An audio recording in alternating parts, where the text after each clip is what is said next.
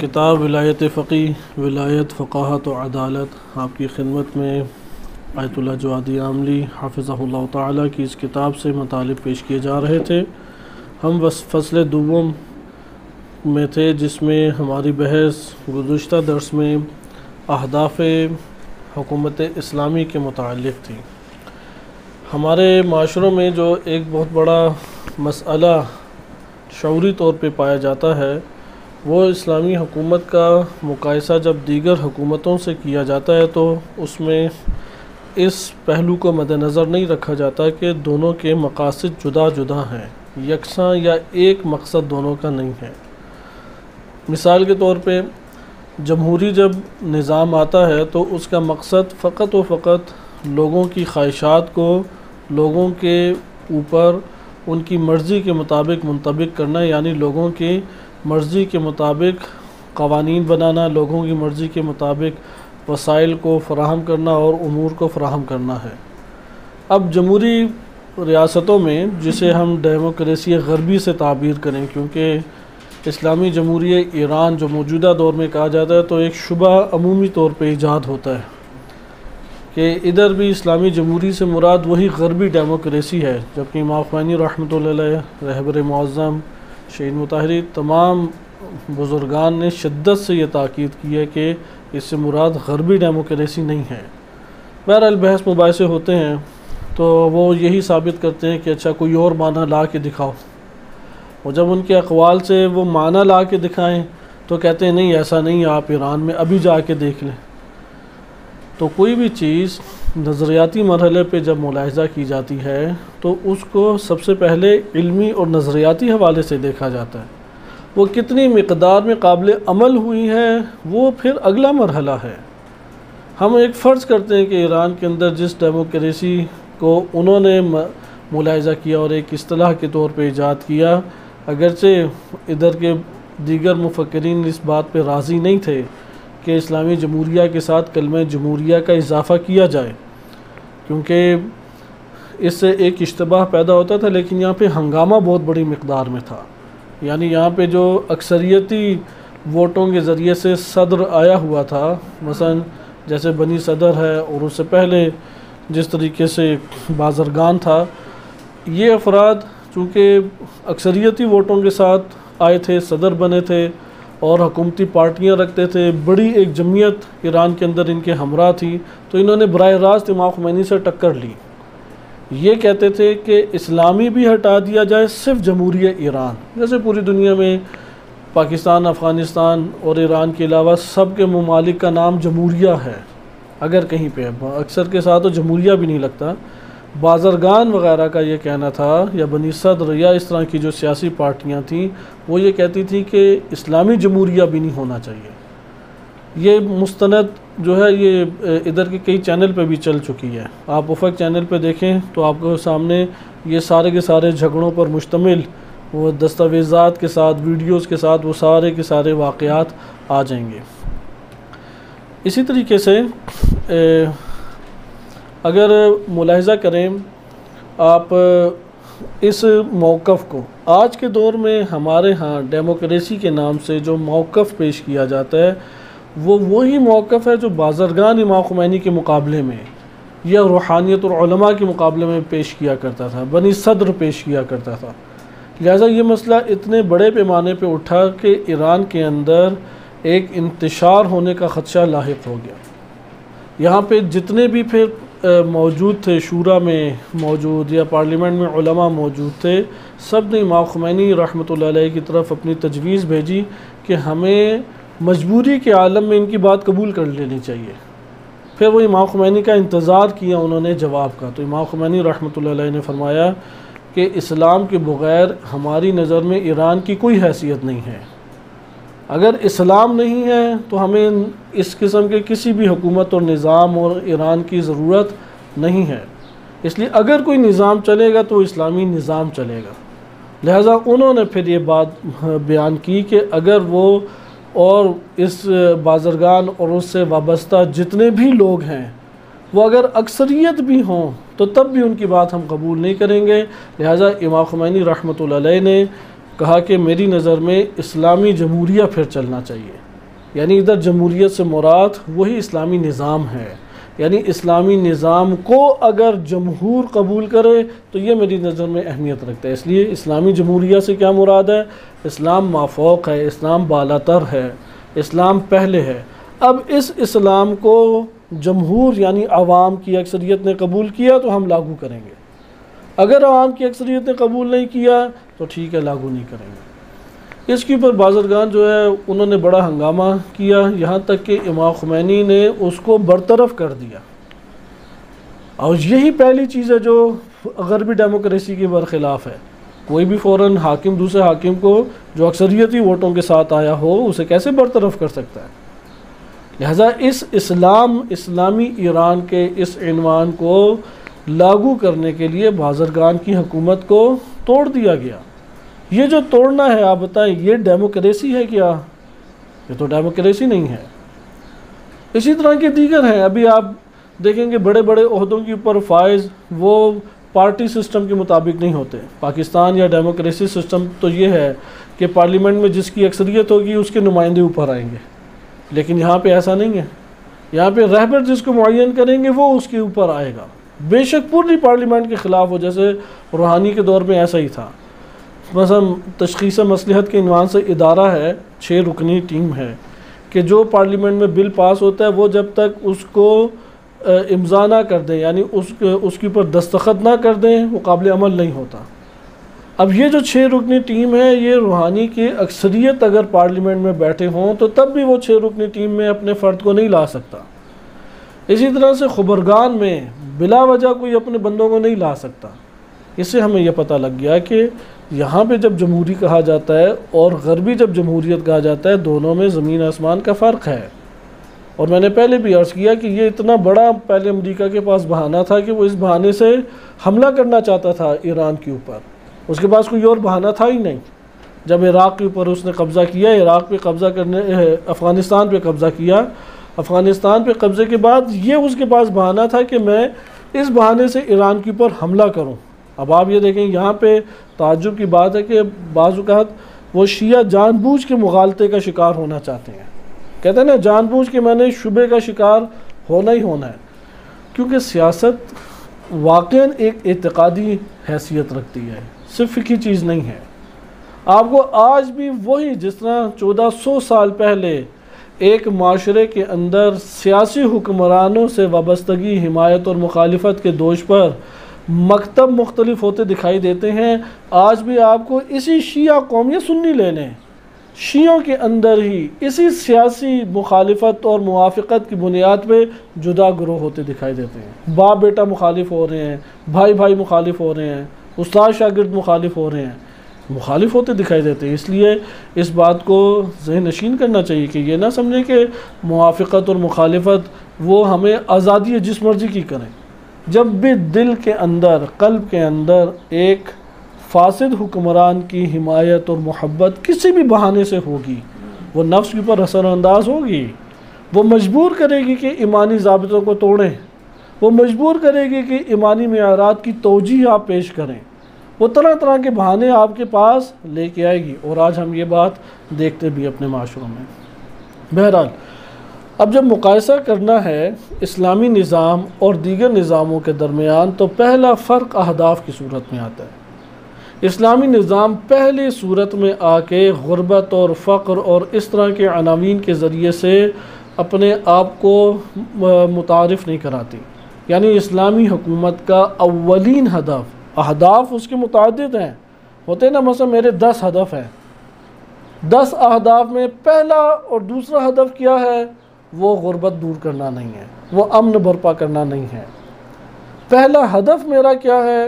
پہلا ہدف میرا ہے کہ میں خلیفۃ اللہ معاشرے کو بناؤں، یعنی لے کے جاؤں میں اللہ کی طرف سمت حق اور باطل میں حق کی صدا بلند کرتے ہوئے حق کے معیارات کے اوپر فیصلے کروں۔ اسلامی حکومت کا پہلا ہدف یہ ہے۔ اگر کوئی اسلامی حکومت کا نام لے کے غربی اہداف کو اپنا ہدف قرار دے دیتا ہے، باطل طریقہ کار ہے۔ یہ ماضی میں ہوتا رہے کام، بھٹو نے اسی طرح کا نعرہ اسلامی کمیونزم کا نعرہ لگایا، وہ اسلامی کو لے کے آ کے در حقیقت وہ سارے کے سارے جمہوری اور غربی انداز کے اہداف اس کے تھے۔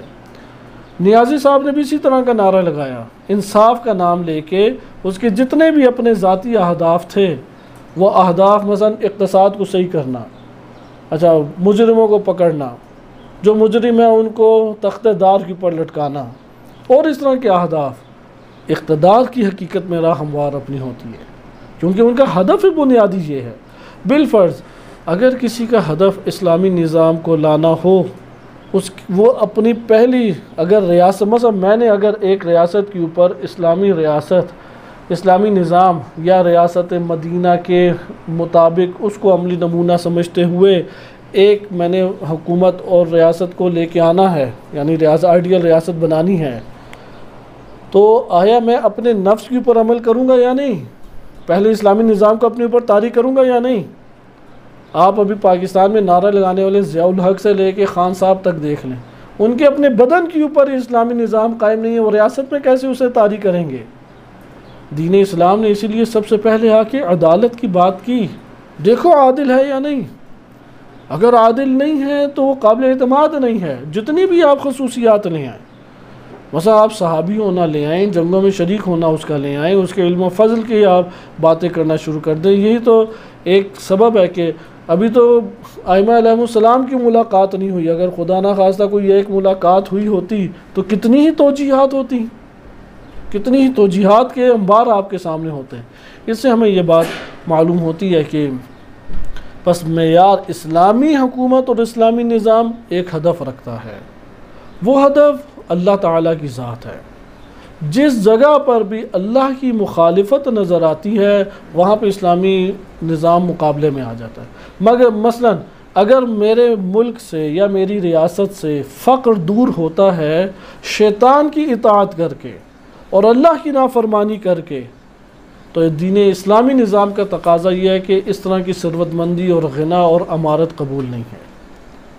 اگر کوئی اور اسی طریقے سے آپ بہانہ لیں، مثلا سود ہے، آل سعود سے دوستی ہے، استعمار کا حصہ بننا ہے، خیانت و کرپشن کرنا ہے، اپنے بندوں کو یہ حکومت میں بے ضابطہ طور پہ بے معیار بنا کے لگا دینا ہے، جیسے فرقہ واریت کی صورت میں ہم سارے یہی سوچتے ہیں، یعنی سنی حکومت آئے گی تو ساری سنی لے آئیں گے بے شک وہ اہل ہو یا نہ ہو، شیعہ حکومت آئے گی تو شیعوں کو لے آئیں گے بے شک وہ نااہل ہی کیوں نہ ہو۔ اسلامی نظام کا یہ تقاضا نہیں ہے، وہ نااہل کو تھوڑی لے کے آتا ہے اسلامی نظام۔ بس آپ نے دیکھا اہداف مختلف ہیں۔ دوسرا ہدف اسلامی حکومت کا دوسرا بڑا ہدف یہ تھا کہ دین کو اختیار کر کے آپ نے تبدیلی پیدا کرنی ہے، نہ کہ کوئی بھی راستہ۔ مثلا اگر آل سعود اس وقت یزید اور فرعون ہے جس نے یمن کے اوپر حملہ کر کے بے گناہ مسلمانوں کا قتل عام کیا اور ابھی تک جاری ہے، اگر میری اس سے الیک سلیک کے ذریعے سے میرے ملک کے مسائل حل ہوتے ہیں تو کیا میں اپنے دور کے یا یزید وقت فرعون وقت کے ساتھ تعلق پیدا کر لوں، اس کی حمایت شروع کر دوں، اس سے دوستانہ روابط بڑھانا شروع کر دوں؟ یہ اسلامی نظام کہتا ہے؟ یا دین اسلام کا یہ تقاضا ہے کہ تم قاتل کو قاتل کہو، ظالم کو ظالم کہو، مظلوم کے مددگار بن جاؤ؟ کتنے مظلوم یمنیوں کی ہم نے مدد کی، کتنے دنیا میں فلسطین مظلوم ہیں، ان کی حمایت ہمارے گورنمنٹ کی طرف سے ہوتی ہے، کتنے ظالم کے اوپر تنقید ہماری گورنمنٹ کی طرف سے ہوتی ہے۔ لہذا یہاں پہ اسلامی حکومت کا دوسرا ہدف ہے، آپ کے بے شک جان داؤ پہ لگتی ہے، جان داؤ پہ لگائیں، اگر ظالم کو ظالم کہنے سے کوئی آنچ آپ کے اوپر آتی ہے آنے دیں، اقتصادی پابندیاں لگ جائیں گی لگنے دیں۔ یہ ایران کے اندر بھی جھگڑا یہی تھا، بعض کہتے تھے کہ ادھر توجیہ کی جائے، ادھر تقیہ اختیار کیا جائے، ادھر اپنے وطن کے ہی جو منافع اور مفادات ہیں اس کو بالا تر رکھا جائے۔ لہٰذا یہی جدید جھگڑا، یعنی یہ جو ابھی نظریہ آپ کی خدمت میں بیان کر رہا ہوں، انقلاب اسلامی کی ساخت کو جتنا اس جگہ پہ ضرر پہنچا کسی اور جگہ ضرر نہیں پہنچا۔ عراق نے صدام نے حملہ کیا ایران پہ، 8 سال جنگ مسلط کی، انقلاب اسلامی کو تقویت اس سے ہوئی، ضرر نہیں پہنچا۔ امریکہ نے 1000 دشمنیاں کی، ضرر نہیں پہنچا۔ اقتصادی پابندیاں سال ہا سال سے لگی ہوئی ہیں، انقلاب اسلامی اور حکومت اسلامی کو ضرر نہیں پہنچا۔ لیکن جب انقلابی دانشوروں کے درمیان ہی اس مسئلے کے اوپر جھگڑا ہو گیا کہ ہم اپنے مفادات کو حاصل کریں یا یہ جو مظلوم کی حمایت، مستضعف کی حمایت، حق کی حمایت، اس نعرے کو ہم نے بالا تر رکھا ہوا ہے، اس کا دفاع کریں اور اس کے اوپر قائم رہیں۔ ان دو کے اوپر جھگڑا ہو گیا۔ رفسنجانی صاحب اور دیگر بعض علماء اس بات کے قائل تھے کہ یہ بولے اب نعرے آپ ہٹا دیں آہستہ آہستہ، اسرائیل مرد آباد، فلسطینیوں کی مدد کی جائے، نہ ہماری سرحدیں ملتی ہیں، نہ ہم ان کو آزاد کرانے کے لیے کوئی جنگ اپنے سر کے اوپر تھوپ سکتے ہیں، اور وہ پھر ہمارے مسلک سے بھی وابستہ نہیں۔ اس طرح کی اور بہت ساری باتیں تھیں جو انہی انقلابیوں کے درمیان ہوتی رہیں۔ بس ایک طبقہ ان میں سے یہ بن گیا کہ جو کہتا تھا کہ ایرانی مفاد کو بالا تر رکھا جائے، وہی سوچ جو ہمارے ملک میں پائی جاتی ہے۔ اور جس دن یہ کام ہو گیا، حکومت کی طرف سے جو صدر آتا ہے وہ تو یہ کام کرتے ہیں کیونکہ وہ نظریاتی سارے کے سارے نہیں آتے۔ اگر راہبریت کی اس کرسی کے اوپر، منصب کے اوپر یہ کام ہو گیا تو ولایت فقیہ کا منصب باقی نہیں رہے گا، کیونکہ نظام اسلامی اس کی اساس اور بنیاد ہی یہ ہے کہ حق کا غلبہ، حق کی تائید، حق کی حمایت، مظلوم کی حمایت، مستضعف کی حمایت۔ لہذا انہوں نے اپنے مفادات داؤ پہ لگائے یا نہیں لگائے؟ شام جا کے جو جنگ اگرچہ ایران مفاد میں بھی بعد میں آتی ہے، لیکن ایران مفاد وہ کب بنتا ہے؟ اسی وقت بنتا ہے کہ وہ کہتے ہیں کہ اس کی حمایت ترک کر دو، کہتے ہیں ہم حمایت ترک نہیں کریں گے۔ کہا تم اگر حمایت ترک نہیں کرو گے تو ہم ملک کو تمہارے اڑائیں گے، جنگ کریں گے۔ کہتے ہیں جنگ کرو پھر۔ مجھے بتائیں کوئی اور جھگڑا ہے اس کے علاوہ ایران کا استعمار کے ساتھ؟ کوئی اور جھگڑا ہے؟ اس خطے کے اوپر کون سی قوت جنم لینی چاہیے؟ لہٰذا یہاں پہ مسلمان ممالک میں مسلمان حکومت کریں، کیوں آ کے امریکہ حکومت کریں؟ کیوں آ کے امریکہ ہمارے اوپر حکومتیں اپنی بنائے، اداروں کے اندر بیجا تجاوز کرے؟ وہ صرف اور صرف ایک اتنا کہہ دینے سے تو نہیں ہوگا برائے مہربانی امریکہ آپ یہ کام نہ کریں۔ آیا امریکہ سے دشمنی لینے کی صورت میں امریکہ جائے گا یا امریکہ کی فقط زبان سے مخالفت کرنے سے امریکہ جائے گا؟ لہذا ان دو باتوں میں فرق کریں۔ آج کے پاکستان کے اس ماحول میں ہمارے لیے یہ بات بہت ضروری ہے کہ یہ کیسی مخالفت ہے کہ جس میں مرد آباد امریکہ نہیں کہنا؟ یہ کیسی آپ کی مخالفت ہے کہ جس میں آپ نے امریکہ سے دشمنی نہیں کرنی؟ یہ امریکہ سے کیسی مخالفت ہے کہ جس میں آپ نے امریکہ کو برا نہیں سمجھنا، دوست اسے رکھنا ہے، تعلقات اس سے بڑھانے ہیں؟ یہ کیسا آپ کا امریکہ مخالف نعرہ ہے؟ لہذا اسے یہ پتہ لگتا تھا یہ خوشنما نعرہ ہے، یہ اقتدار کی راہ ہموار کرنے والا نعرہ ہے۔ اگر آخری ایام میں ایک نعرہ لگایا جائے جبکہ ابتدائے دور حکومت میں وہ نعرہ لگایا جا سکتا تھا اور پورے وجود کے ساتھ ٹکر مولی جا سکتی تھی امریکہ کے ساتھ، تب ملک اور اس کے ادارے آپ کے قبضے میں تھے، تب آپ نے نہ نعرہ لگایا اور نہ آپ نے یہ اقدام کیا۔ تو اس سے پتہ لگ جاتا ہے کہ سنبھال کے چند نعرے ہر سیاستدان نے رکھے ہوتے ہیں۔ آپ نے بھی ان کے نفسیات کو پڑھا جو جماعتیں موجود ہیں، اور ان اسلامی جماعتوں میں ابھی آپ ایک جلسہ ہی دیکھ لیں، اس میں شیطان رقص کر رہا ہوتا ہے یا مولانا کی غلبہ وہاں پہ ہوتا ہے جو نظریات لے کے آتا ہے۔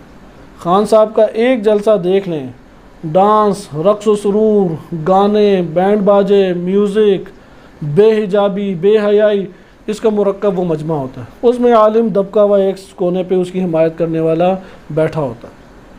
یہ کون سا اسلامی نظام لانے والا افراد ہیں؟ یہ اسلامی نظام لے کے آئیں گے اگر یہ افراد آ گئے تو؟ انداز سے پتہ لگ جاتا ہے کہ کس طرح کی بات کر رہے ہیں۔ آج ایک گولی چل جائے تو یہ جو ناچنے گانے والے افراد ہیں یہ گنے پکڑیں گے، امریکہ سے دشمنی کریں گے، یہ تو اسی ٹائم غائب ہو جائیں گے۔ لہذا اس جگہ پہ ہمیں بصیرت سے کام لینا چاہیے۔ اگر اسلامی اہداف کسی کے سامنے آیا ہوں تو وہ آرام سے جان سکتا ہے کہ کون فرد اسلامی اہداف کو لانے کی کوشش کر سکتا ہے۔ اگر وہ خود تفکر ہی نہیں رکھتا اسلامی اہداف کا، اگر اس کے وجود کے اوپر وہ اہداف طاری ہی نہیں ہیں، وہ ریاست کے اوپر کیسے لا سکتا ہے؟ یہی ایک بڑا مسئلہ ہے کہ ہمارے ہاں کسی بھی ڈپارٹمنٹ میں جاہل نہیں آ سکتا۔ سیاستدان جاہل بن کے آ سکتا ہے یا نہیں؟ کسی ڈپارٹمنٹ میں جیل میں بیٹھا مجرم نہیں آ سکتا۔ پاکستان کا وزیر اعظم جیل میں بیٹھا مجرم جیسے زرداری آیا بن سکتا ہے؟ جس نے کوئی جماعتیں پاس نہ کی ہوں وہ ہمارا صدر اوپر آ کے بن سکتا ہے، وہ ہمارے اوپر حاکم آ کے بن سکتا ہے۔ آخر یہ نظام کیسا ہے؟ اس نظام کی ہم تائید کریں۔ بس آپ نے اس جگہ پہ اس امر میں دیکھا کہ اہداف اسلامی کے تناظر میں نظام اسلامی کی بات کی جائے، نظام اسلامی کی بات ظاہری صورت کے اعتبار سے نہ کی جائے۔ بات کے اہداف ہیں اسلامی نظام کے، وہ بات کے اہداف بھی حتماً پورے ہوں گے۔ اس کو پھر ایک مثال سے آیت اللہ جوادی عاملی حافظہ اللہ تعالیٰ نے بیان کیا ہے۔ وہ مثال کیا ہے؟ خلافت اور حکومت حضرت داؤد علیہ السلام، کیونکہ انبیاء علیہ السلام کا بھی اعتقاد ہے ہمارا کہ انبیاء علیہ السلام معصوم تھے، سیرت پہ عمل کرنا چاہیے، لیکن اس کو پڑھنے والے افراد کہاں پہ ہیں؟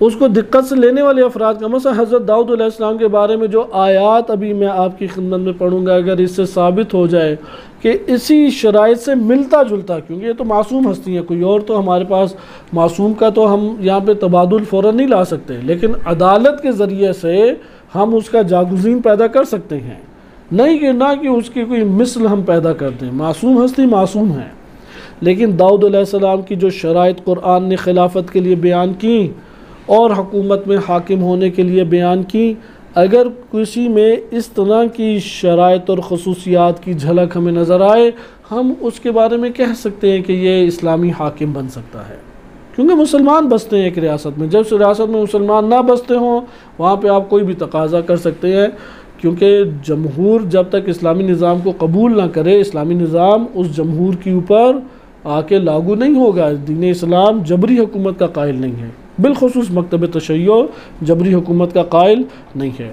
حضرت داؤد علیہ السلام کی خلافت اور حکومت دیکھیں، قرآن کریم نے حضرت داؤد علیہ السلام کو خلیفۃ اللہ کے عنوان سے بیان کیا ہے، خود بھی خلافت کے مرتبے پہ پہنچے ہوئے تھے، اور ان کا وظیفہ یہ قرار دیا کہ اپنے دور کے معاشرے اور امت کو اسی خلافت کی راہ سے اللہ تعالیٰ کی طرف لایا جائے، خلافت کے مراحل طے کرائے جائیں۔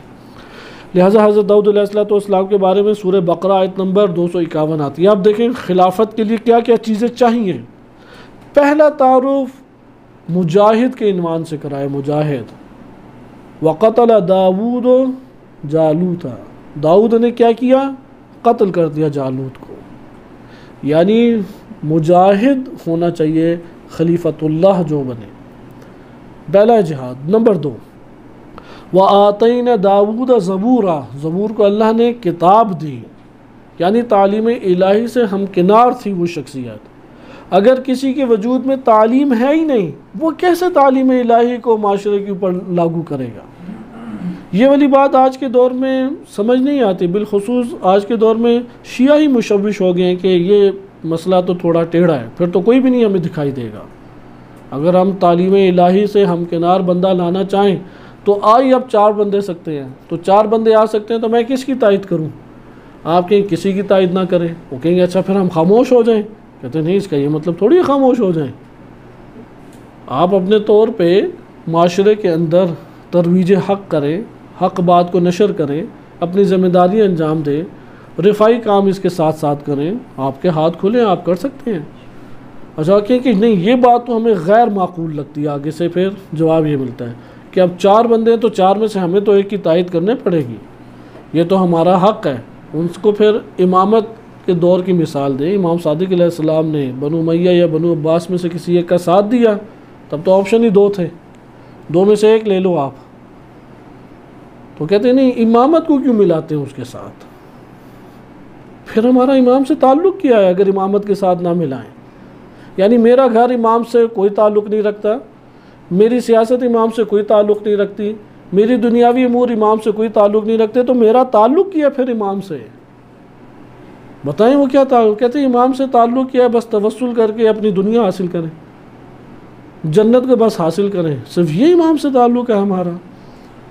امام تو ریاست الدین و دنیا دونوں کی ریاست ہے تشیع کے لیے، لہذا امامت ہی کے آئینے سے ہم سمجھیں گے کیا ہے۔ ائمہ اطہار علیہ السلام نے تائید کی، 12 ائمہ میں سے کس امام نے اپنے دور کے کسی بھی خلیفہ کی تائید کی ہو، ہم نام لے کے آئیں۔ حتیٰ کہ امام علی علیہ السلام کا بیعت کرنا مناظروں کا ایک موضوع بن گیا ہے پوری دنیا میں مناظروں کا موضوع ہے کہ خلیفہ اول و خلیفہ دوم و خلیفہ سوم کی بیعت کی یا نہیں. اگر ثابت ہو جائے بیعت کی ہے تو کون سی بیعت؟ بیعت مکرہ، اجباری بیعت، مجبور انہیں کیا گیا، وَإِلَّا شہید کر دیے جاتے. مجبوری کی بیعت کی گئی. اگر مان لے، پہلے تو مناظروں میں کیا منواتے ہیں کہ بیعت ہی نہیں کی، کیونکہ بقیہ ائمہ نے تو یقیناً بیعت نہیں کی. شبہ کہاں پہ آ جاتا ہے؟ امام علی علیہ السلام، امام حسن مجتبیٰ علیہ السلام کی صلح اور امام رضا علیہ السلام کا ولی عہد بننا. اب جب ان کے اوپر آتے ہیں اہل سنت تو یہی آگے کہتے ہیں کہ دیکھو یار، تمہارے اماموں نے جب حاکموں کی بیعت کر لی تو تم لوگوں کو کیا پڑی ہے کہ بیعت نہیں کر رہے؟ تم بھی حاکم کو مان لو ہمارے. اہل سنت اپنے ذہن میں یہ بات بٹھا کے رکھے ہوئے ہیں کہ ہم نے خلافت کو لانا ہے، ہم نے خلیفہ بنانا ہے، اور اسی باتوں کے حوالے دے کے شیعوں کو اس خلیفہ کی بیعت کرانی ہے. لہذا اب یہاں پہ پھر مناظرے شروع ہو جاتے ہیں کہ نہیں، انہوں نے تو بیعت نہیں کی. بہرحال وہ دلیلیں بالفرض نہ مانی جائے. پھر اگلی بات کیا آ جائے گی؟ نہیں، انہوں نے مجبوری کی بیعت کی تھی. اچھا، مجبوری کی جو بیعت کی، مثلا صلح مجبوری میں کی تھی یا اختیاری کی تھی؟ کیا ہمارے پاس جواب ہے؟ امام حسن مجتبیٰ علیہ السلام نے جنگ اختیار سے کی یا صلح اختیار سے کی؟ یعنی اگر ہم بصیرت لینا چاہیں، مثلا میں نے ابھی اپنے اختیار سے، میں مثلا کسی بھی پاکستان کی دور دراز علاقے کا ایک شہری ہوں، میں نے خان صاحب کو ووٹ دینا ہے یا نواز شریف کو ووٹ دینا ہے، کسی نے مجھے مجبور کیا ہے؟ پاکستان میں اصلاً مجبور ہے ہی نہیں، کیونکہ پاکستان میں 65 سے 70% لوگ ویسے ہی ووٹ نہیں ڈالتے، شیعوں یا سنیوں ووٹ ہی نہیں ڈالتے. قلیل سے افراد ووٹ ڈالتے ہیں، کیونکہ پہلے ہی طے ہوتا ہے کہ آنا کس نے ہے. مثلا خان صاحب کی دفعہ پہلی طے تھا خان صاحب نے آنا ہے، ابھی پہلی طے تھا شہباز نے آنا ہے، اس کے بعد پھر طے ہوگا اگلے نے کس نے آنا ہے. لہٰذا یہاں پہ آئیں آپ دیکھیں، اسلامی حاکم وہ تعلیم سے آراستہ ہوتا ہے. وَآتَيْنَا دَاوُودَ زَبُورًا، تعلیم الہی اگر نہیں ہے ہمارا حاکم نہیں ہے. اگر اس کے سینے میں تعلیم الہی نہیں ہے تو ہمارا حاکم بھی وہ شخص نہیں ہے. آگے دیکھیں، اگلے ہے وَسَخَّرْنَا مَعَ دَاوُودَ الْجِبَالَ يُسَبِّحْنَا وَالطَّيْرَ، کہ داؤد علیہ السلام کے ساتھ ہم نے پہاڑوں کو اور پرندوں کو بھی تسخیر کیا. یہ تسبیح پہاڑ پڑا کرتے تھے، یعنی عبادت کی اوج کے اوپر وہ فائز تھا، وہ حاکم، وہ خلیفہ عبادت کی اوج کے اوپر فائز تھا. اگلی آیت دیکھیں، وَلَقَدْ آتَيْنَا دَاوُودَ وَسُلَيْمَانَ عِلْمًا، کہ ہم نے اسے علم عطا کیا. یہ خصوصی الہی علم سے وابستہ ہوتے ہیں. پھر اگلی آیت دیکھیں، وَوَرِثَ سُلَيْمَانُ دَاوُودَ،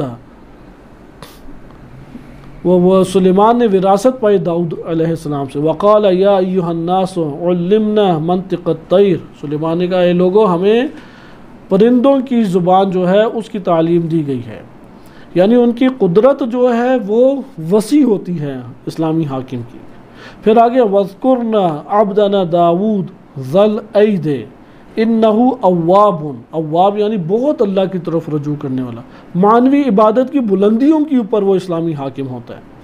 پھر ان سب کمالات کے بعد ہمارے پاس سورہ صاد آیت نمبر 26 میں آتا ہے یا داؤد اِنَّا جَعَلْنَاكَ خَلِيفَةً فِي الْأَرْضِ، کہ ہم نے زمین پہ تجھ کو خلیفہ اپنا بنایا ہے. فَاحْكُمْ بَيْنَ النَّاسِ بِالْحَقِّ، حق کے ساتھ لوگوں میں حکومت کرو، حق کے ساتھ لوگوں کے فیصلے کرو، حق کے ساتھ اداروں کو چلاؤ. یہاں پہ بس آپ نے دیکھا کہ کتنی شرائط کے بعد ایک خلافت کی منزل حاصل ہوئی، اور اس خلافت میں لوگوں کے درمیان کیا کرنا ہے؟ حق کے ساتھ فیصلے کرنے ہیں. یہ ہمارے پاس ہے کہ حکومت کی تشکیل انبیاء علیہ السلام کا اولین وظیفہ تھا، کہ جسے اللہ تعالیٰ نے قرآن کریم میں بیان کیا کہ ایک معاشرے انسانی کے اندر حکومت اسلامی کی تشکیل قانون خدا کے ذریعے، قانون الہی کے ذریعے سے لوگوں کو حق کے ذریعے سے اللہ کی طرف لے کے آنا. یہ بات سمجھ اور فہم کے اعتبار سے مشکل بات نہیں ہے. لہٰذا حد عقل ہر مسلمان کا قرآنی ان تعلیمات کے مطابق کم سے کم نظریہ یہی ہونا چاہیے. حد عقل نظریہ یہ نہیں ہونا چاہیے کہ یار شراب میرے پاس پہنچے، کیونکہ اب اور کچھ تو پینے کو مل نہیں رہا، تو میں پھر شراب پی کے جان بچاؤں. لہٰذا یہ ایک خود ساختہ بہانے ہیں انسان کے وجود کے اندر۔ اگلا ٹاپک جو اس میں آتا ہے وہ ہے مدینہ فاضلہ کے اوصاف۔ آپ کو یہاں سے یہ پتہ لگ گیا کہ ہم حکومت اسلامی کے طور پہ چل رہے ہیں۔ دین اسلام میں کوئی ایسا معاشرہ نہیں ہے جس میں حکومت اسلامی و حاکم اسلامی اس کی حکومت کی بات دین اسلام نے نہ کی ہو۔ یعنی اللہ تعالیٰ کی یہ زمین کرۂ ارض کس کی مملکت ہے؟ اللہ تعالیٰ کی مملکت۔ اس میں جو رعایا بس رہی ہے وہ کس کی رعایا ہے؟ وہ عباد اللہ ہیں، اللہ کے بندے ہیں۔ ان بندوں کے اوپر حکومت پھر کس کی ہونی چاہیے؟ یہاں پہ اب دو ہمارے پاس آ جاتے ٹکراؤ۔ ایک ہے ولایت شیطان، ولایت کفر و طاغوت، جسے قرآن نے ولایت کے عنوان سے بیان کیا، اللہ ولی الذین آمنوا یخرجہم من الظلمات الی النور۔ ادھر ولی کس معنی میں ہے؟ ادھر ولی دوست کے معنی میں ہے کہ اللہ سب کا دوست ہے؟ ادھر ولی یہ ہے کہ محبت کے معنی میں ہے کہ اللہ محبت کرتا ہے؟ یا ادھر ولی سرپرست کے معنی میں یعنی حاکم کے معنی میں ہے؟ اگر کسی کا حاکم کوئی اپنے آپ کو اللہ کی حکومت اور ولایت میں لے آئے تو اس کے آثار کیا ہیں؟ گناہوں سے نکل کے کہاں پہ آ جائے گا؟ نورانیت میں آ جائے گا۔ والذین کفروا، جنہوں نے کفر کیا ہے ان کے اولیاء کیا ہیں؟ اولیاءہم الطاغوت، ان کے اولیاء طاغوت ہیں۔ یخرجونہم من النور الی الظلمات، وہ نور سے نکل کے ظلمتوں میں لے آتے ہیں۔ آپ ایک اور یہ مشاہدہ کر سکتے ہیں، ہم جس کو بھی غیر اسلامی حاکم قرار دے رہے ہیں شرائط کے مطابق، مثلا اس کے نفس میں الہی تعلیم نہیں ہے، عبادت کی اوج اس کے اندر نہیں پائی جاتی، معنویت کی بلندی اس میں نہیں پائی جاتی، کتاب اور میزان اور حق کو وہ کامل نہیں سمجھتا، ایسے حاکم سارے غیر اسلامی ہیں۔ آپ غیر اسلامی حاکم لیں، آپ نے دیکھا ہے کوئی غیر اسلامی حاکم ہو اور ریاست کے اندر راج اسلامی قوانین کا ہو جائے؟ راج اسلامی قوانین کا آپ کو دکھائی نہیں دے گا، ظلم و ستم یا تو دکھائی دے گا، لا قانونیت دکھائی دے گی، بادشاہت دکھائی دے گی۔ اس کی وجہ یہ ہے کہ وہ منبع جہاں سے حق پھوٹنا ہے وہ حکومت کا نظام اور حاکم ہے کہ جو اس کو قابو کرے گا۔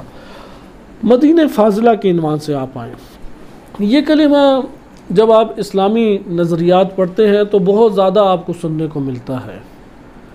آپ اسلامی قدیم کتابیں اٹھا لیں، جدید کتابیں اٹھا لیں، فلسفی کتابیں اٹھا لیں، ایک لفظ آپ کو بڑا سننے کو ملتا ہے، مدینہ فاضلہ۔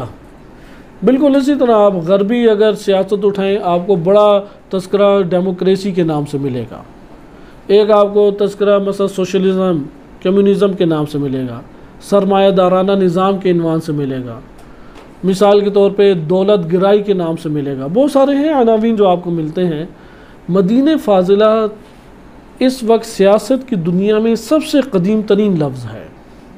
قدیم ترین اور بھی ہیں جیسے حکومت ہے، ولایت ہے، قدیم ترین سیاست کی دنیا کے الفاظ میں سے ایک لفظ ہے مدینہ فاضلہ، یعنی ایک تصور ہے ریاست کے بارے میں، ایک تصور کتنا پرانا ہے یہ کہ اس کے اوپر سب سے پہلے جو ابھی تک آثار ملے ہیں، قلم اٹھایا ہے افلاطون نے، پھر ارسطو نے، پھر عالم اسلام میں سب سے قدیمی قلم اٹھایا فارابی نے، پھر ابن سینا نے، پھر خواجہ طوسی رحمۃ اللہ علیہ نے، پھر اسی طرح ماوردی اہل سنت میں بزرگ شخصیت گزری ہے، اسی طرح سے شاہ ولی اللہ حجت البالغہ لکھی، اس میں انہوں نے اسلامی ریاست کا ایک کنسیپٹ وسیع پیمانے پہ دلائل کے ساتھ پیش کیا۔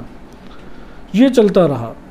ہمارے ہاں انقلاب اسلامی کے بعد یہ مباحث کھلے، اس لیے امام خمینی رحمۃ اللہ علیہ کی شخصیت، اگر ہم نظریہ مجدد کو مان لیں، مجدد ایک نظریہ ہے تو واقعاً تشیع کے اندر ایک مجدد کی حیثیت رکھتے ہیں۔ یہ دروازہ اور اس سے بحث بند تھی مکتب تشیع میں، امام خمینی رحمۃ اللہ علیہ نے اسے کھولا۔ مدینہ فاضلہ کیا ہے؟ ادھر کلمہ مدینہ یا مدنی وہی ہے کہ شہری زندگی یا معاشرے کے اندر زندگی بسر کرنا۔ مدینہ کا ایک معنی شہری زندگی ہے اور ایک معنی تمدن سے وابستہ زندگی ہے۔ ایک زندگی ہوتی ہے جو دیہاتی زندگی کہلاتی ہے، اس کے نمونے پاکستان میں آپ کو اعلیٰ اوج کے نظر آ جائیں گے، ممکن ہے کہ بہت سارے علاقوں میں ختم ہوئے ہوں، آپ جائیں گے بعض ممالک میں تو نظر آ جاتے ہیں کہ دیہاتی زندگی کسے کہتے ہیں، تمدن۔ ادھر تمدن سے مراد وہ اصطلاح نہیں ہے جو رہبر معظم نے تمدن کے عنوان سے ایک نظریہ پیش کیا ہے۔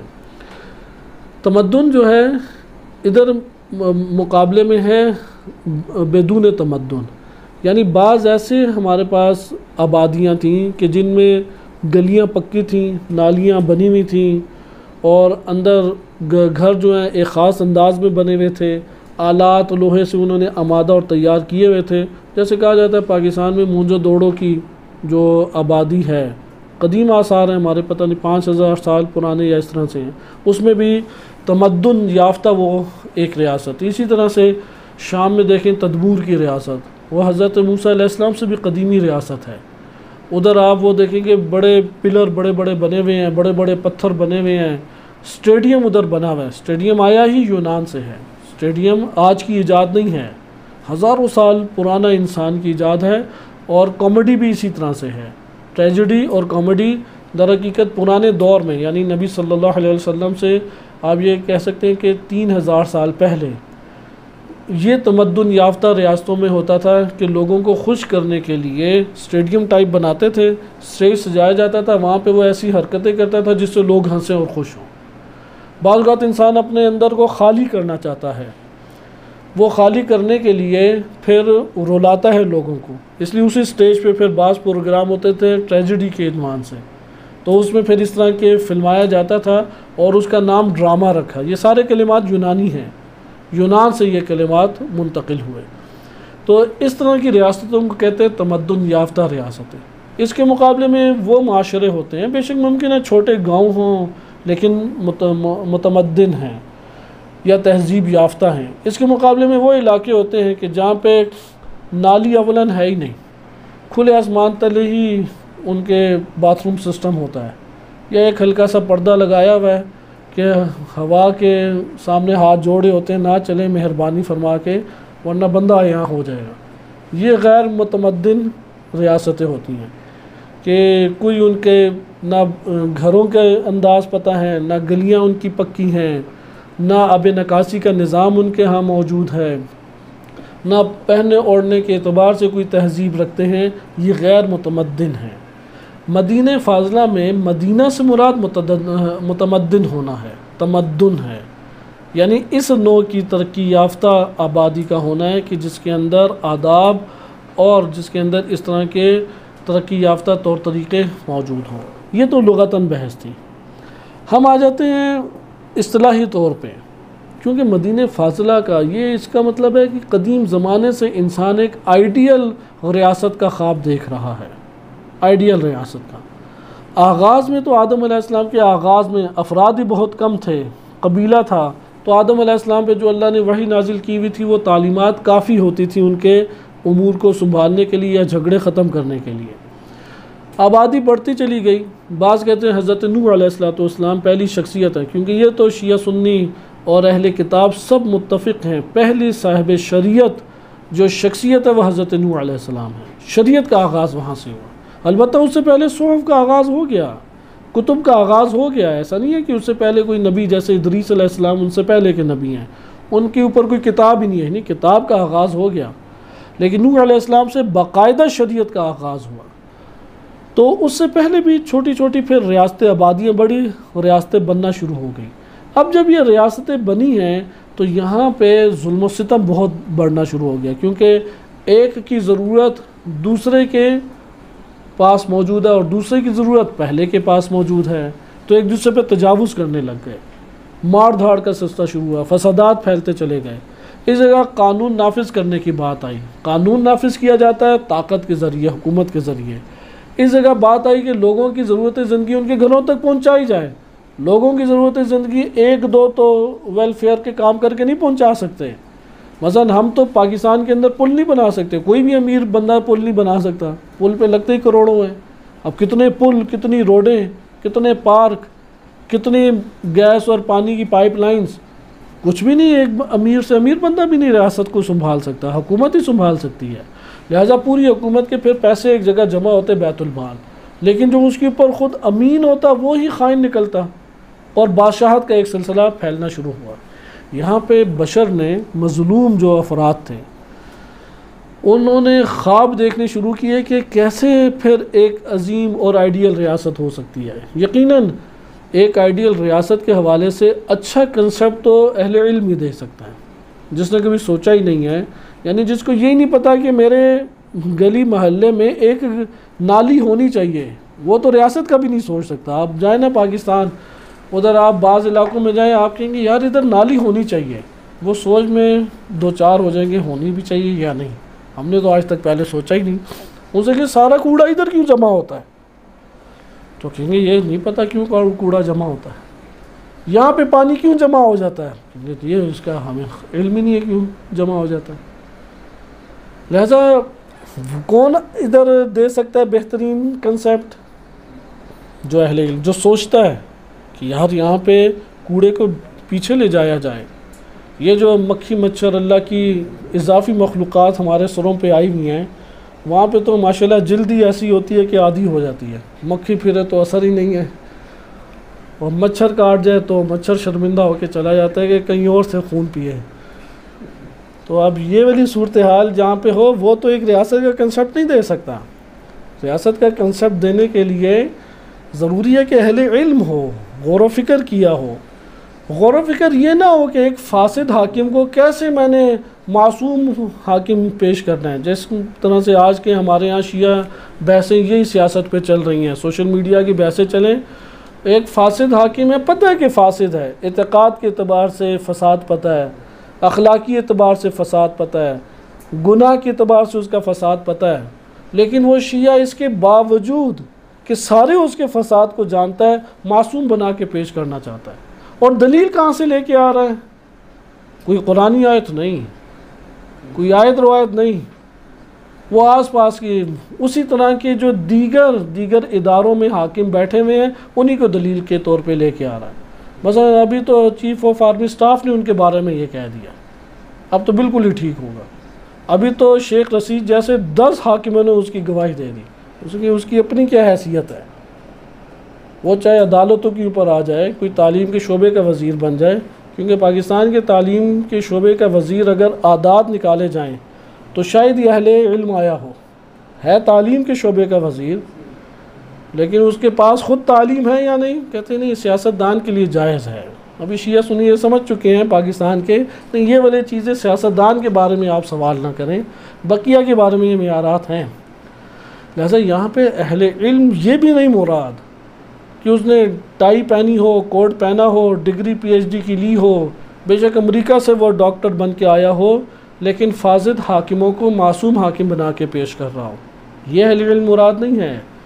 وہ اہل علم مراد ہے کہ جو حکمتوں کو جانتا ہے، جو کوشش کرتا ہے، غور و فکر کرتا ہے کہ فساد کیسے ختم ہو، وہ کوشش کرتا ہے کہ لوگوں کی ضروریات کیسے ان تک پہنچے۔ یہ افراد اس طور پہ افلاطون نے، جو ہمارے پاس ابھی علمی صورت میں سرمایہ موجود ہے بشریت کے پاس، مدینہ فاضلہ کا ایک نظریہ پیش کیا، اگرچہ ہمارے لیے وہ 100% قابل قبول نہیں ہے، کیونکہ پہلا نظریہ کمیونزم کا اسی نے پیش کیا، کیونکہ سادہ تر مسائل یہ شروع سے ابھی تک یہ چلے آ رہے ہیں، کتنے پرانے، اب 5-6 ہزار سال، اس سے بھی پیچھے چلے جائیں، 2022 آ گیا ہے، ابھی تک تمام دنیا میں یہی مسئلہ ہے۔ وہ جو اوپر آتا ہے ادارے کے اوپر، کیونکہ ساری قوت کہاں پہ ہے؟ بیت المال اور عسکری قوت اور تعلیمی قوت، وزراء کی قوت، یہی قوتیں ہیں۔ ان قوت میں جو حکومت یا حاکم آتا ہے وہی خیانت کرنا شروع کر دیتا ہے، وہی کرپشن شروع کر دیتا ہے، وہی بلیک میل ہونا شروع ہو جاتا ہے۔ جیسے ہمارے نیازی صاحب بلیک میل ہوتے رہے کہ میرے اختیار میں نہیں تھا، کیا کرتا میں، وہی بلیک میل ہونا شروع ہو جاتا ہے۔ اب ادھر کیا کریں؟ تو افلاطون نے اس کا حل یہ سوچا کہ آپ کرپشن سے بچانے کے لیے کہ وہ کسی بھی چیز کا مالک نہیں ہو سکتا، مالک بن ہی نہیں سکتا، اس کی پراپرٹیز ذاتی ہو ہی نہیں سکتی۔ دوسرا اس نے کہا کہ اولاد کے لیے پھر لوگ جمع کرتے ہیں جب آ جائے، جیسے آپ نے دیکھا تمام حاکمی ان کی اولاد آگے آگے ہوتی ہے، جیسے پاکستان میں تو ایک عجیب، پاکستان میں بعض ایسی چیزیں ہیں کہ دنیا کے بعض ممالک میں پائی جاتی ہیں۔ مثلا پوری دنیا میں ایک ملک ہے کہ جس کی حکومت کا نام، ملک کا نام اس کے ایک خاندان کے نام پہ ہے، سعودی عرب جیسے۔ امام خمینی رحمۃ اللہ علیہ اسے قبول ہی نہیں کرتے تھے، اس لیے حجاز کہتے تھے۔ ان میں سے ایک ہمارے ملک میں بھی نمونہ پایا جاتا ہے کہ جتنے شریف ہیں نام، جن کے ساتھ شریف لگتا ہے، وہ اتنے بدماش ہوتے ہیں۔ آپ نام شریف لے آئیں، اتنے وہ بدماش بات میں نکلتے ہیں۔ تو اب آپ اس میں دیکھیں کہ ایک حاکم گیا، اب اس کے بیٹا ہے بیٹی ہے فرق نہیں پڑتا، درمیانی مخلوق ہوتی وہ بھی ہماری حاکم بن جاتی. پاکستانیوں کو اس سے غرض ہی نہیں ہے، موروثی چل رہی ہے چیز. اسی طرح سے دوسری طرف آ گیا، وہ بھٹو خاندان سے ہونا چاہیے تھا زرداری.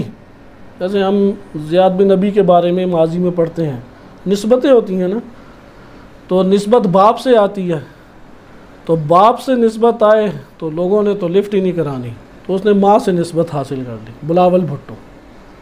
کیونکہ وائلہ تو زرداری ہوتا تو وہ ویسی دھبا ہے، تو باپ کے دھبے کو قبول ہی نہیں کرتا. لہذا یہ ہے کہ ایک قدیم زمانے سے اسی نوع کی حکومتیں آ رہی ہیں. تو افلاطون نے دوسرا علاج یہ نکالا کہ کسی کی اولاد ہو تو وہ اس کے پاس رہے گی نہیں، بڑے بڑے اولاد کی تربیت کے سنٹر قائم کیے جائیں اور اجتماعی اولاد ادھر جیسے ہی پیدائش ہو بچے سے لے لیا جائے، وہاں پہ پلے بڑھے. اسی طریقے سے اس نے اور دیگر کے فیلسوف ہونا چاہیے جو بھی حاکم بنے، عام بندہ نہیں لانا تاکہ وہ عقلی طور پہ اوپر ہو. بس اس طرح کی اس نے مدینہ فاضلہ کا نظریہ پیش کیا. یقیناً ہم دیکھ رہے ہیں کہ اس میں بہت ساری خامیاں ہیں. دین اسلام ملکیت کے تصور کو باطل قرار نہیں دیتا، اولاد کے جو وظائف ہیں اس کو باطل نہیں ہم کر سکتے. لہٰذا پھر فارابی آیا. فارابی نے ایک مدینہ فاضلہ کا نظریہ پیش کیا عقلانیت کے ساتھ، اور وحی کو اس کے ساتھ جوڑا. ابن سینا نے مدینہ فاضلہ عادلہ نام رکھا. خواجہ طوسی بھی اسی طریقے سے لے کے آئے. انہوں نے جو تعریف کیا وہ میں آپ کے سامنے پیش کر دیتا ہوں، اور مدینہ فاضلہ تھوڑا ہمارا دلچسپ یہ ٹاپک چلتا رہے گا، کیونکہ مدینہ فاضلہ کو آپ کہہ سکتے ہیں کہ آئیڈیل حکومت. اس وقت تشیع کی نظر میں آئیڈیل حکومت کیا ہے؟ امام زمان علیہ السلام کی حکومت. ہم اسے کہہ سکتے ہیں کہ وہ مدینہ فاضلہ ہے. اہل سنت کی نظر میں خلافت کی حکومت وہ آئیڈیل حکومت ہے. ریاست مدینہ جب کہتے ہیں تو دو ریاست مدینہ کے تصور ہیں. ایک نبی صلی اللہ علیہ وسلم کی ریاست مدینہ ہے، اور ایک ریاست مدینہ خلیفہ دوم کا ہے.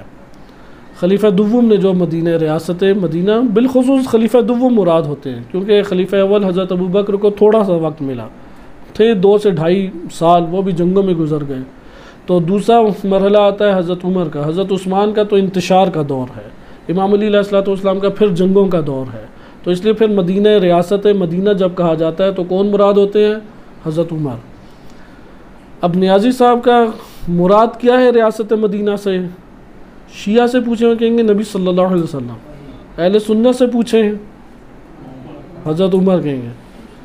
اور انہوں نے دونوں باتوں کو کیا ہے، کیونکہ ان کی نظر میں دونوں میں اختلاف ہے ہی نہیں.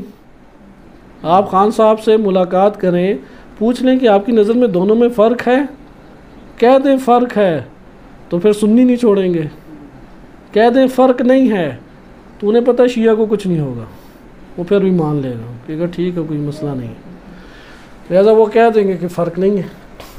تو بہرحال آپ آئیں اس جگہ پہ کہ مدینہ فاضلہ ان کی نظر میں ریاست مدینہ کے عنوان سے آئیڈیل نمونہ موجود ہے. ہماری نظر میں فقط نبی صلی اللہ علیہ وسلم کی جو حکومت ہے وہ مدینہ فاضلہ کے عنوان سے موجود ہے. بقیہ ادوار میں حکومت کاملاً قائم ہی نہیں ہوئی. امام علی علیہ السلام کی جو فیصلے اور روش اور سیرت ہے بلا شک و شبہ وہ آئیڈیل ترین سیرت اور روش ہے، لیکن وہ حکومت ان کے ہاتھوں میں آنے ہی نہیں صحیح طریقے سے دی گئی. آئیں اب ہم مدینہ فاضلہ کو، یعنی مدینہ فاضلہ کے نظریے کے تحت آپ جو امور پڑھیں گے وہی ہم کہیں گے کہ ولی فقی کی ریاست اس کا نمونہ ہونی چاہیے. ہم در حقیقت پاکستان میں یہ مدینہ فاضلہ لانا چاہتے ہیں، کیونکہ نام کے پیچھے معنی تبدیل کر دیں تو فتنے برپا ہو جاتے ہیں.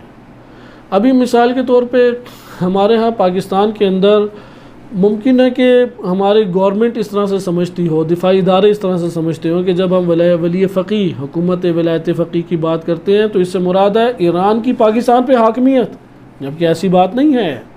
نہ ہم نے کبھی اس کا نعرہ لگایا ہے، نہ یہ کوئی چاہتا ہے. ایران ایک ملک کے عنوان سے اور اسی طریقے سے ایک نیشنلٹی یا قومیت کے عنوان سے کوئی بھی اس بات کا قائل نہیں ہے. حتیٰ پاکستان کے اندر ہم کسی قوم اور قبیلے کی حاکمیت کا دعویٰ نہیں کر سکتے کہ مثلا اب ایک بھٹو خاندان آ جائے، شریف خاندان آ جائے، فلاں خاندان آ جائے، قبول نہیں ہے. لہذا ولی فقی سے مراد قطعاً یہ نہیں ہے. ولایت فقیہ سے کیا مراد ہے؟ یہ جو ہم اوصاف مدینہ فاضلہ پڑھیں گے، یہ ہماری اصل میں ولایت فقیہ سے مراد ہے۔ میں چند آپ کے سامنے اس میں پہلے تعریف کتاب سے خارج پڑھ دیتا ہوں اور اس کی تکمیل انشاءاللہ تعالی اگلے درس میں کریں گے۔ مدینہ فاضلہ سے پہلی سطر میں ہم اس کو اس طرح مطالعہ کر سکتے ہیں، مراد ہے کہ شرائط، خاص شرائط کی حامل حکومت، خاص شرائط کی حامل حکومت، نہ کہ ہر قسم کا بندہ آ جائے، مثلا 25 سال جیل میں گزرے ہیں، چلو اب پورے 22 کروڑ کا حاکم بن جائے، سارے تجربے کرکٹ اور بال گھمانے کے ہیں، چلو اب آ جائیں پورے پاکستان کا حاکم بن جائے، نہیں، خاص شرائط کا حاکم، خاص شرائط کا حاکم، اس سے کیا مراد ہے؟ فارابی نے ذکر کیا ہے مدینہ فاضلہ وہ مدینہ، وہ ریاست یا وہ معاشرہ کہلاتا ہے جس معاشرے میں ہم نے، جس معاشرے کے اندر قیام سے کیا مراد ہے؟ معاشرے کو قائم کرنے سے مقصد یہ ہے کہ حقیقی سعادت کو حاصل کرنے کی کوشش کی جائے، حقیقی یعنی ایسے امور میں آپ تعاون کریں۔ جو دقت کریں، فارابی نے 2-3 شرطیں لگائی ہیں۔ نمبر 1، معاشرہ کیوں قائم کیا گیا، یعنی یہ آبادی، یہ افراد کیوں قائم ہوئے ہیں۔ البتہ میں اس سے پہلے ایک اور مطلب بھی آپ کی خدمت میں بیان کر دوں، ضروری ہے کہ مدینہ فاضلہ کے لغتاً اگر آپ معنی دیکھیں تو اس سے مراد یہ ہے کہ لوگ ایک جگہ کے اوپر اکٹھے ہوں اور مختلف شعبہ جات سے وابستہ ہوں، لغتاً یہ ہے، ایک جگہ پہ لوگ اکٹھے ہوں اور لوگوں میں مختلف مہارتیں، مختلف ہنر، مختلف حرفت، مختلف صنعتیں یہ پائی جاتی ہوں، مختلف شعبوں میں مشغول ہوں۔ کیوں مشغول ہوں؟ تاکہ اپنی روزمرہ زندگی کے امور کو وہ پورا کر سکے، تاکہ اپنی روزمرہ زندگی کے امور کو وہ پورا کر سکیں۔ یہ لغتاً ہمارے سامنے آتا ہے۔ مثلا لوگ ایک جگہ پہ، ایک ریاست میں، ایک زمین کے ٹکڑے کے اوپر کیوں اکٹھے ہوئے ہیں؟ تاکہ مختلف شعبوں سے وہ وابستہ ہیں۔ مثلا کوئی گھر بنا رہا ہے، کوئی جوتے سی رہا ہے، کوئی گندم اگا رہا ہے، کوئی فصلوں کے اوپر کام کر رہا ہے، کوئی مینجمنٹ کا کام ہے، کوئی کاروبار کا کام ہے، مختلف شعبہ جات اور صنعتیں اور حرفت ہے۔ ان میں جب کیوں وابستہ ہوتے ہیں ان کے ساتھ؟ ان سے وابستہ اس وجہ سے ہیں تاکہ وابستگی میں مقصد کیا ہوتا ہے؟ وابستگی میں مقصد یہ ہے کہ اپنی روزمرہ زندگی کی ضروریات کو پورا کر سکے، درست؟ اب آپ آ جائیں تعریف میں۔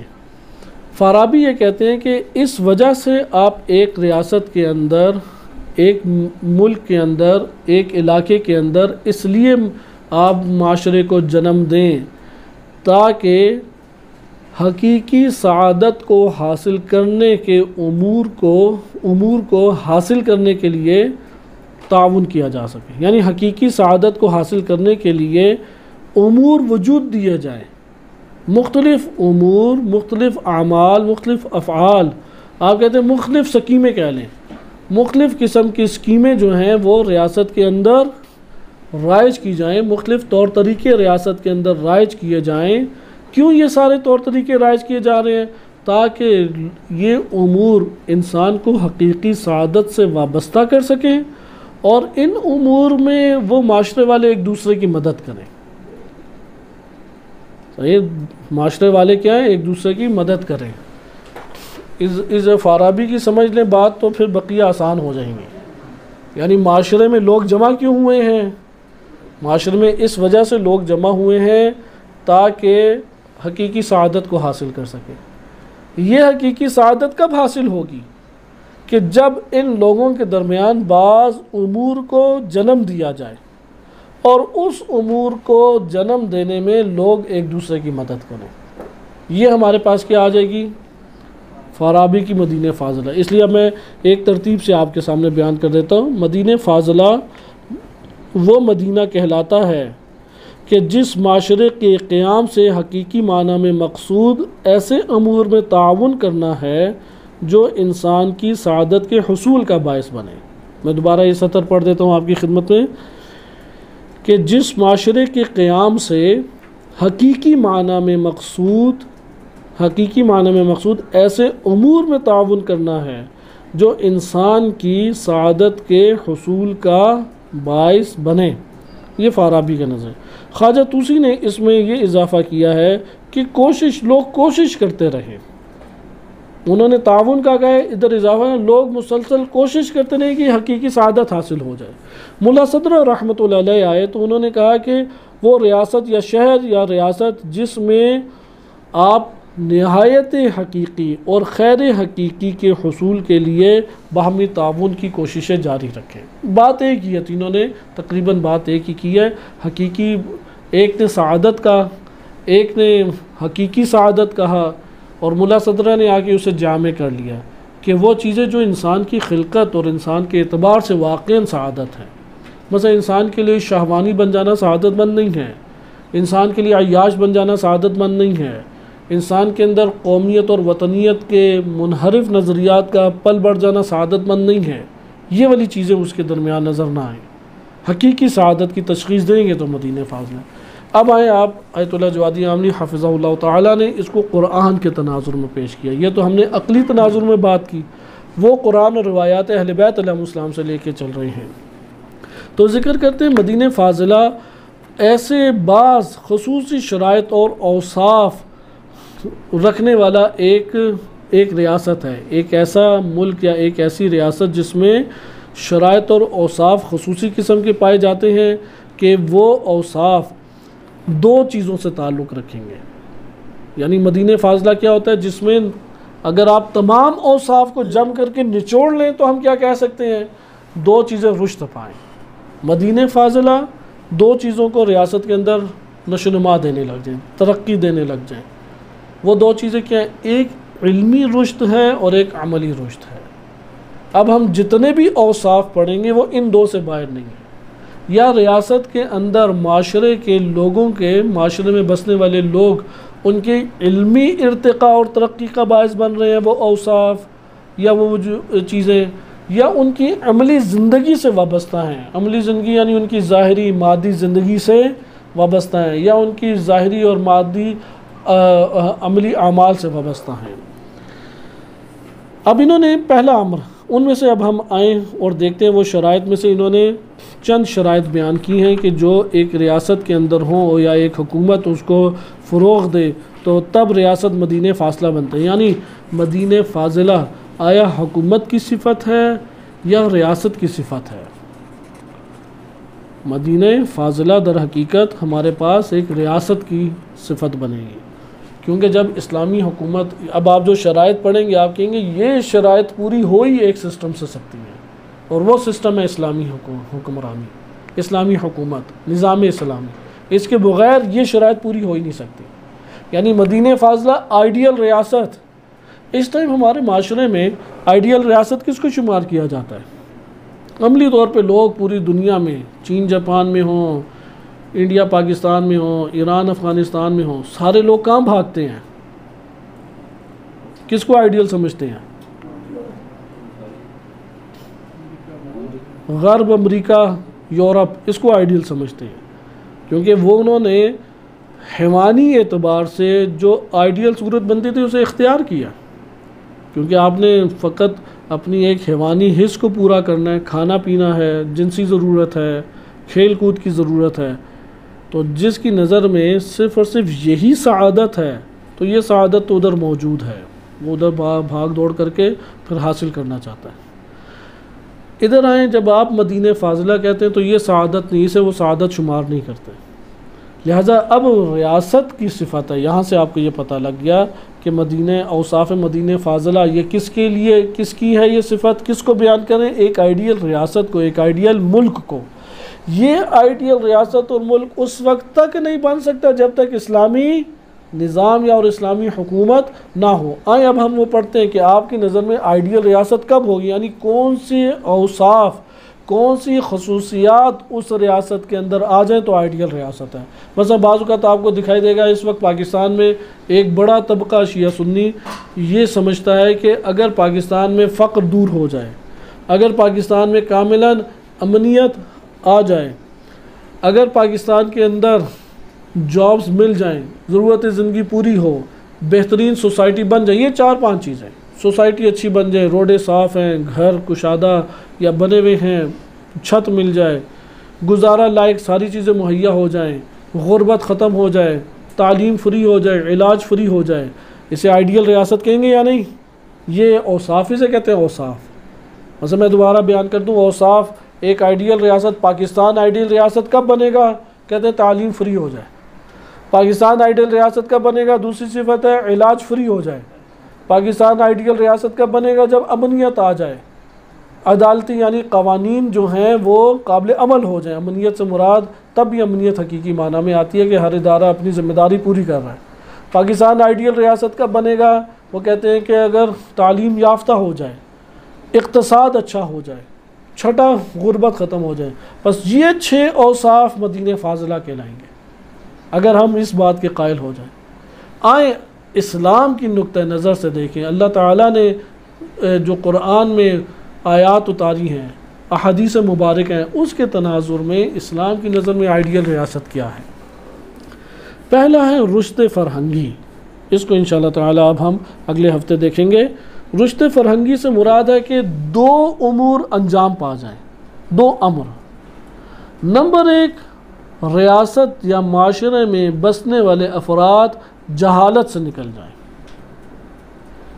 ہر دور میں جہالت، جاہلیت، عصر جاہلیت سے نکل جائیں۔ آپ جہالت سے مراد کیا لیں؟ عصر جاہلیت سے نکل جائیں۔ نمبر 2، ہدایت سے ہمکنار ہو جائیں۔ ہدایت سے ہمکنار، یہ پہلا وصف ہے۔